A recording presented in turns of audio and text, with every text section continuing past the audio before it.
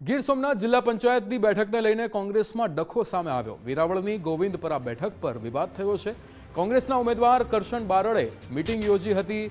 એક જ બેઠક પર પાર્ટીએ બે ઉમેદવારને મેન્ડેટ આપ્યું છે। બંને ઉમેદવારોએ મેન્ડેટ રજૂ કર્યો હોવાનો દાવો કર્યો છે। વેરાવળના સૌની ગામે કાર્યકરો સાથે આ બેઠક યોજાઈ હતી।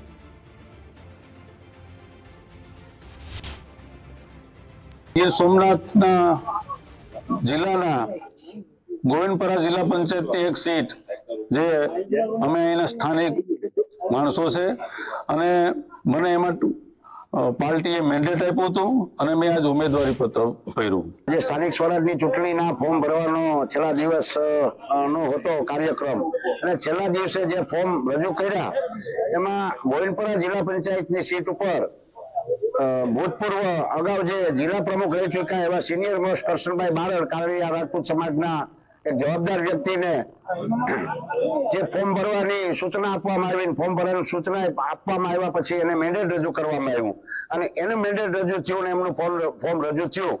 એ પછી એક અન્ય વ્યક્તિ જે ભાજપના કાર્યકર છે જેમના ફોટા વાયરલ થયા છે એવા વ્યક્તિને આ જિલ્લા પંચાયતની અંદર ફોર્મ ભરી અને એક કોંગ્રેસ પાર્ટીએ એને પણ મેન્ડેટ આપ્યું।